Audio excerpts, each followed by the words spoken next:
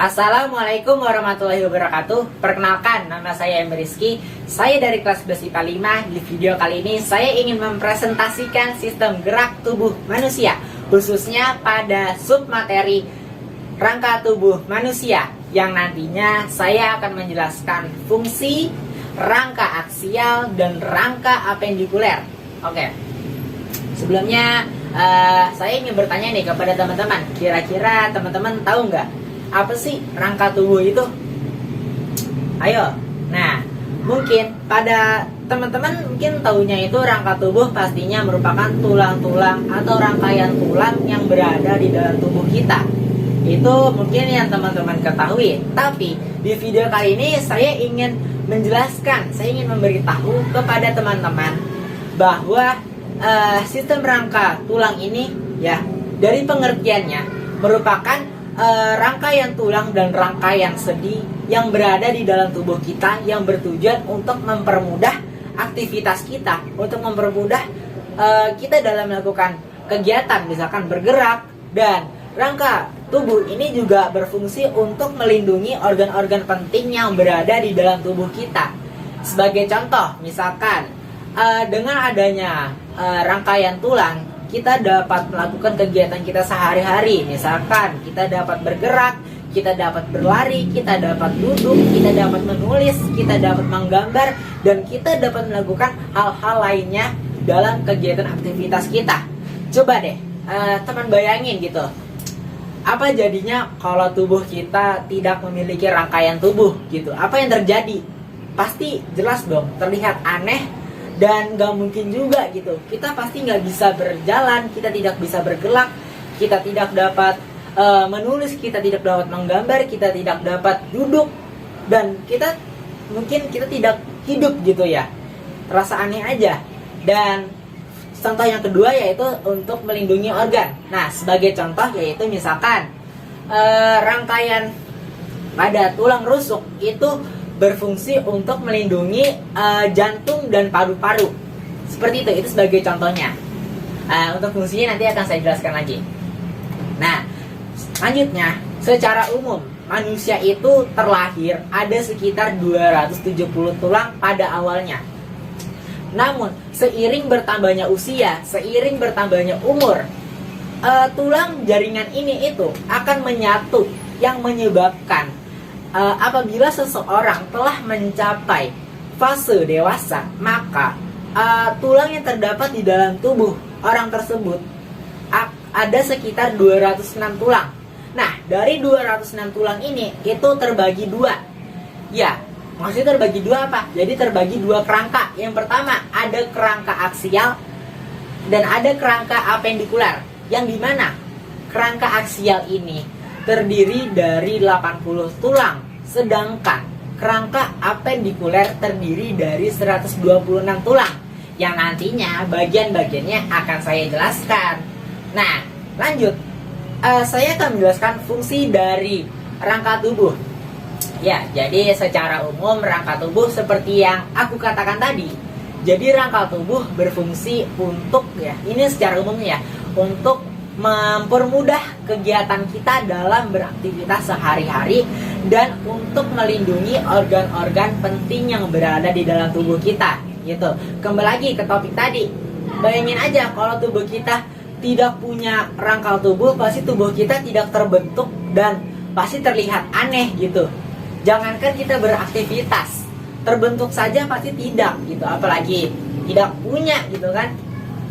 Nah, jadi untuk pelindung organ, nah sebagai contoh misalkan dengan adanya rangka tubuh, organ-organ penting di dalam tubuh kita, misalkan seperti jantung dan paru-paru kita itu terlindungi oleh rangka tubuh, yaitu pada tulang rusuk dan tulang dada.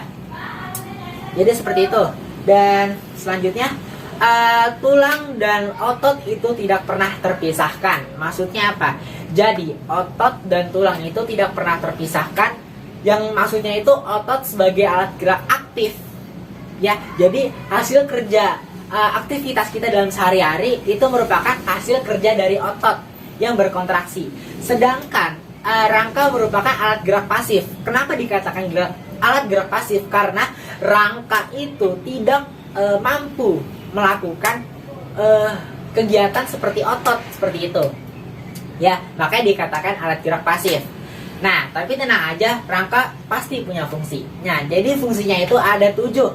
Yang pertama, untuk memberikan bentuk tubuh dan untuk menggerakkan tubuh kita. Nah, jadi seperti itu. Coba deh, teman bayangin. Yang aku katakan lagi tadi, seperti tadi. Jadi rangka berfungsi untuk memberikan bentuk tubuh dan untuk menggerakkan tubuh. Mungkin aku langsung ke contohnya aja ya. Bayangin deh, kalau tubuh kita nggak punya rangka, pasti tubuh kita nggak terbentuk, ya kan? Itu sangat jelas gitu. Dan yang kedua, apabila kita mempunyai rangka tubuh, pasti tubuh kita itu dapat melakukan aktivitas gitu. Ya, sebagai contoh, misalkan kita dengan adanya rangka tulang pada alat gerak bawah kita atau pada bagian kaki, kita tuh dapat beraktivitas. Maksudnya misalnya gitu, kita dapat berjalan, kita dapat berlari, kita dapat duduk dan melakukan hal lain sebagainya yang berkaitan dengan alat gerak bawah kita, yaitu kaki gitu. Fungsi yang kedua yaitu untuk sebagai tempat menyimpan sumsum kuning. Nah, sumsum kuning merupakan energi cadangan lemak gitu. Nah, sedangkan lemak sendiri merupakan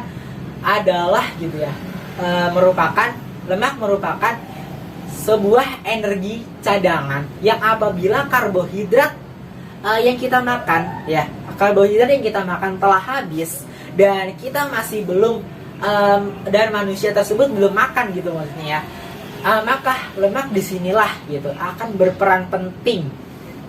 Maksudnya berperan penting apa?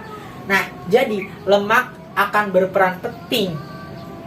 Kan karbohidrat udah habis nih. Nah, lemak itu akan berperan penting untuk menghasilkan energi pada manusia. Nah, sekali lagi kembali ke topik. Maka, tulang berfungsi sebagai tempat menyimpan sumsum kuning. Seperti itu. Fungsi yang ketiga yaitu untuk menyimpan mineral. Nah, jadi ada sekitar 62% matriks yang terdapat di dalam tulang itu terdiri dari kalsium karbonat dan kalsium fosfat. Nah, dan di antaranya itu ada 99% tulang. Ya, ada 99% tulang. 99% tulang itu yang terdiri dari kalsium gitu loh. Seperti itu. Jadi intinya tulang itu berfungsi untuk menyimpan mineral yang berada di dalam tubuh. Fungsi yang keempat yaitu untuk menghasilkan imunoglobis. Nah, maksudnya dari imunoglobis ini tuh apa? Jadi tulang atau rangka tubuh itu menghasilkan sel-sel untuk menjaga imunitas atau kekebalan tubuh, seperti itu. Fungsi yang kelima yaitu untuk sebagai pelindung organ-organ penting yang berada di dalam tubuh kita. Maksudnya itu apa? Jadi ya seperti aku katakan tadi, jadi rangka tulang atau rangka tubuh ini itu berfungsi untuk melindungi organ-organ penting yang berada di dalam tubuh.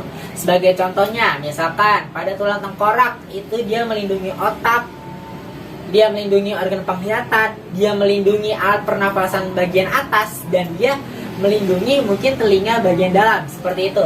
Sedangkan misalkan pada tulang rusuk dia melindungi jantung dan paru-paru.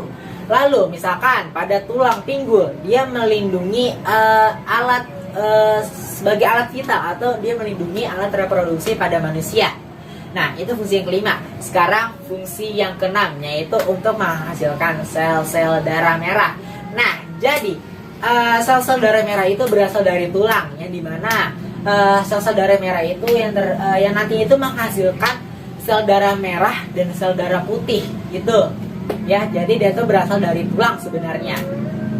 Lalu fungsi yang selanjutnya yaitu sebagai penggerak tubuh.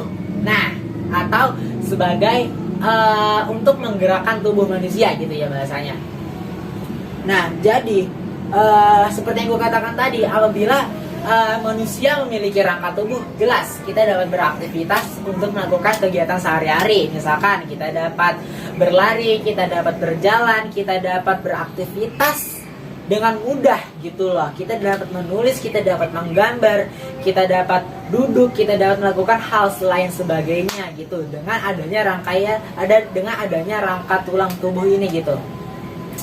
Nah, itu adalah fungsi dari rangka tubuh. Sekarang aku mau masuk nih ke materi kerangka aksial. Nah, jadi kerangka aksial merupakan kerangka yang terdiri dari tulang tengkorak, dari tulang telinga, dan tulang hyoid. Lalu terdiri dari tulang belakang, lalu ada tulang dada, atau nama lainnya itu sternum, dan ada tulang rusuk yang namanya itu carnae. Nah, tadi untuk tulang belakang itu dia memiliki nama lain, namanya itu columna vertebrae. Nah, pertama aku mau jadi fungsi dari rangka aksial ini secara umum untuk melindungi organ tubuh yang berada di dalamnya. Seperti itu ya, itu secara umum fungsinya. Nah, jadi aku bakal ngejelasin nih dari bagian-bagiannya. Yang pertama ada tulang tengkorak. Nah, tulang tengkorak ini merupakan tulang yang berfungsi untuk melindungi organ di dalamnya. Misalkan tulang tengkorak itu untuk melindungi otak, untuk melindungi organ penglihatan kita, untuk melindungi alat pernafasan bagian atas, dan untuk melindungi organ pendengaran kita. Seperti itu. Nah, tulang tengkorak ini terdapat di bagian atas kita atau di bagian kepala. Ini kita tuh terdiri dari tulang tengkorak. Seperti itu ya teman-teman. Dan tulang tengkorak ini itu terbagi dua. Ada tulang tempurung kepala dan ada tulang tempurung kepala atau nama lainnya itu klavikula, dan sedangkan pada lalu yang kedua adalah fasial ya, atau nama lainnya adalah tulang bagian wajah, seperti itu. Lalu yang kedua adalah tulang telinga dan tulang hyoid. Nah, jadi tulang telinga merupakan tulang yang berfungsi untuk melindungi sistem pendengaran kita gitu. Maksudnya apa? Jadi tulang telinga itu ya apabila ada suara yang masuk ke dalam tubuh kita, maka tulang telinga ini berperan untuk mengantarkan serta menerima impuls suara dari membran timprani ke koklea, seperti itu. Dan untuk tulang hyoid merupakan tulang yang sangat berkaitan dengan laring. Maksudnya apa? Nah, jadi tulang hyoid ini tuh sangat berkaitan dengan laring. Sebagai contoh gini aja deh. Misalkan ada makanan yang masuk ke dalam tubuh kita atau masuk ke dalam mulut kita. Nah, pastikan ada tuh ya, di namanya itu kan ada proses gitu kan. Di dalam pencernaan itu tuh ada proses, namanya proses mekanisme dan proses kimiawi. Nah, jadi di saat itulah apabila makanan atau benda asing masuk ke dalam tubuh kita, lalu ketika kita ingin menelannya, lalu makanan atau benda asing tersebut salah masuk ke tulang pipa atau salah masuk ke lubang tenggorokan, maka dengan cepat gitu dia tuh akan berkontraksi gitu, akan untuk menolak benda asing tersebut masuk yang membuat kita tersendak, yang nantinya akan cepat-cepat menutup trakea, seperti itu. Dan seperti kita ketahui, tenggorokan merupakan sebagai saluran untuk menerima udara, bukan makanan atau benda. Oleh karena itulah kita tersedak. Selanjutnya adalah tulang belakang atau nama lainnya itu columna vertebrae. Jadi tulang belakang ini merupakan tulang yang terdiri ya atau tersusun gitu ya dari leher hingga tulang ekor, seperti itu. Nah, tulang belakang ini itu berfungsi untuk memudahkan kita dalam kegiatan gitu, dalam beraktivitas. Nah, jadi dalam beraktivitas itu seperti apa? Jadi memudahkan kita untuk bergerak secara fleksibel, kita dapat berjalan, dan kita dapat melakukan kegiatan aktivitas lainnya menggunakan tulang belakang ini. Maksudnya, saya juga menjelaskan ya, maksud dari bergerak secara fleksibel itu maksudnya apa? Jadi dengan adanya tulang belakang atau nama lainnya columna vertebrae ini, kita dapat bergerak seperti ini ya. Kita dapat bergerak seperti ini. Ini kita dapat bergerak dengan mudah, dengan sangat fleksibel, seperti itu. Yang selanjutnya adalah tulang dada. Nah, jadi ada gambar di samping saya ya. Itu merupakan, jadi ini ada tulang rusuk ya, gambarnya ini merupakan tulang rusuk, sedangkan tulang dada berada di tengah-tengahnya. Nama lain dari tulang dada adalah namanya sternum. Nah, namanya ada tulang sternum. Nah, jadi tulang dada ini fungsinya sama seperti tulang rusuk yang nanti akan saya jelaskan. Jadi fungsinya sama-sama untuk melindungi organ penting yang berada di dalamnya. Yang dimana tulang dada ini tersusun dari beberapa rangkaian tulang gitu loh. Fungsinya dia tuh untuk melindungi organ penting seperti jantung dan paru-paru. Yang kelima adalah tulang rusuk gitu. Nah, jadi tulang rusuk atau nama lainnya itu adalah cabrae, merupakan tulang yang terdiri dari beberapa bagian, yaitu ada tulang sejati dan ada tulang rusuk gitu loh. Nah, dari tulang rusuk inilah dia akan membentuk gitu. Jadi ini fungsi tulang rusuk itu sebagai pembentuk rongga dada gitu loh. Jadi dengan adanya tulang rusuk di dalam tubuh kita, jadi dada kita itu jadi terbentuk gitu loh. Jadi terbentuk itu merupakan fungsi dari tulang rusuknya. Oke, selanjutnya saya akan menjelaskan dari kerangka apendikuler. Nah, jadi kerangka apendikuler merupakan kerangka yang merupakan alat gerak aktif gitu. Maksudnya apa? Jadi kerangka apendikuler merupakan kerangka yang yang terdiri dari alat gerak atas, alat gerak bawah yaitu kaki kita, dan ada gelang bahu serta gelang pinggul. Nah, pertama-tama saya akan menjelaskan dulu nih dari alat gerak atas. Alat gerak atas merupakan alat gerak yang maksudnya itu ada di tangan gitu ya.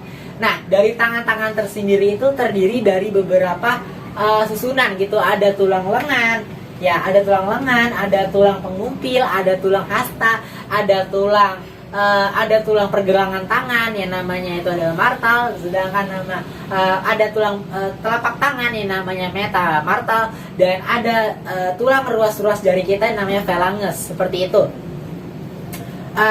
Itu merupakan alat gerak atas. Fungsinya itu untuk mempermudah, sekali lagi ya, untuk mempermudah aktivitas kita dalam kehidupan sehari-hari.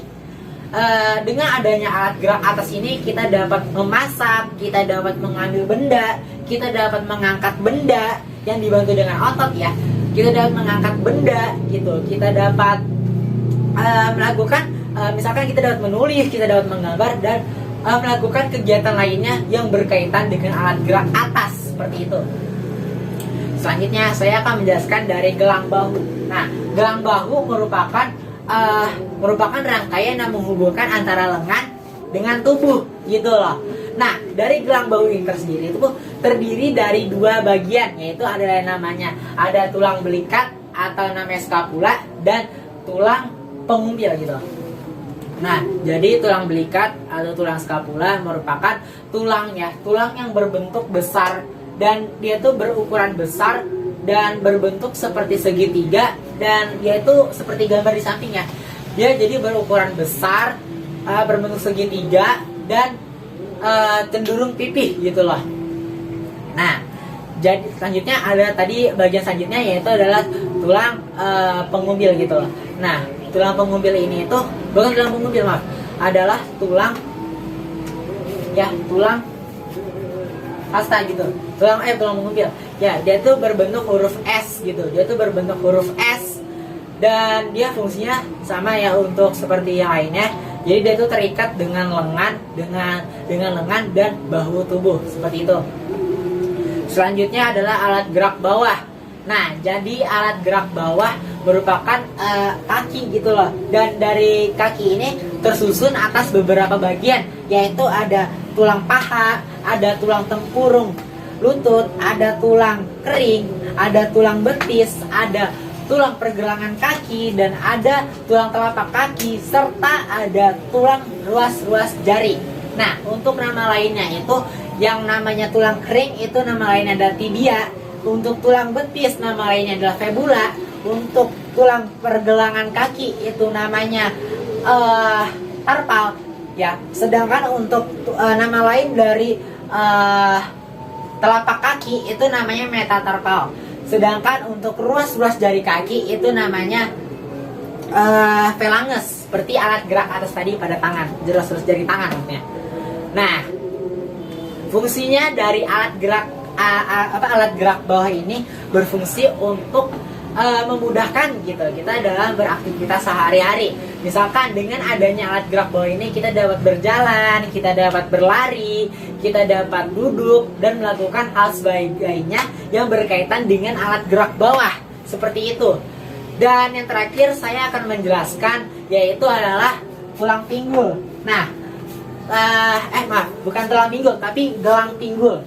Nah, gelang pinggul terdiri dari 3 bagian, yaitu ada tulang usus yang namanya ada ilmium, ada tulang pencernaan yang namanya ischium, dan ada tulang apa tuh namanya tulang reproduksi gitu bahasa lainnya. Yang tahu nama lainnya itu adalah pubis gitu. Nah, fungsi dari gelang pinggul ini berfungsi untuk memudahkan kita untuk memopang gitu, untuk menyokang, untuk memopang tubuh atau beban berat tubuh kita gitu. Dan gelang pinggul ini juga berfungsi untuk melindungi alat pencernaan kita di bagian bawah, yaitu misalkan usus gitu, dia itu terlindungi oleh gelang pinggul. Dan gelang pinggul ini juga berfungsi untuk melindungi alat reproduksi pada manusia. Nah, jadi itulah penjelasan saya, M. Rizky, mengenai sistem gerak pada manusia. Nah, apabila dari saya ada kesalahan kata atau saya ada sedikit kelupaan, mohon dimaafkan. Ya, sekali lagi, apabila ada kesalahan kata mohon dimaafkan. Wabillahi wa taufiq wal hidayah. Wassalamualaikum warahmatullahi wabarakatuh. Terima kasih.